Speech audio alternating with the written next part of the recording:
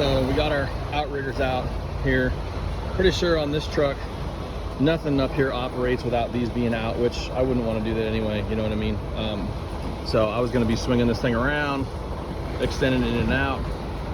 And so let's show you guys what we got here. Of course, this machine's got lower controls here, and everything here looked good, although the first place I went was right here. This is the main control panel for this Elliott. This is a G50 that we're working on today.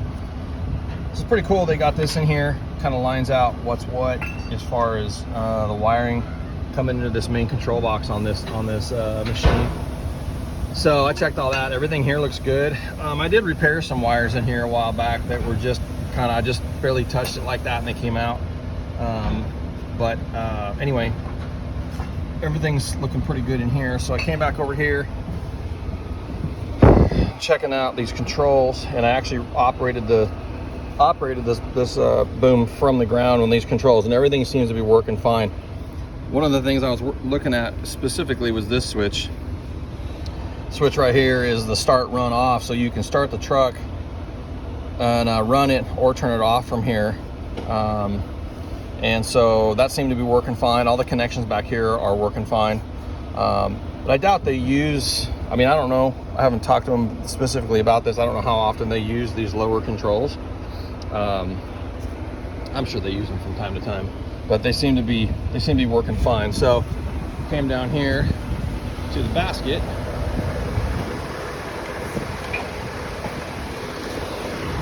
There's the 550. Anyway, came down here to the basket, and everything seems to be working as designed. Even though this thing's pretty rough. Wiring on this thing. This is an older unit, about 22 years old.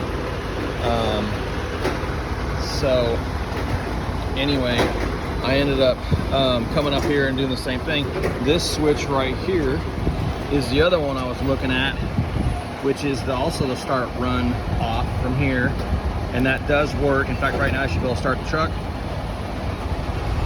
Yeah, you guys can hear that or not, but the truck's running now, and then it'll turn the truck off. So I came in here and started looking at some of this wiring and checking things out here. Things aren't really tidied up in here. I need to tidy that up a little bit better.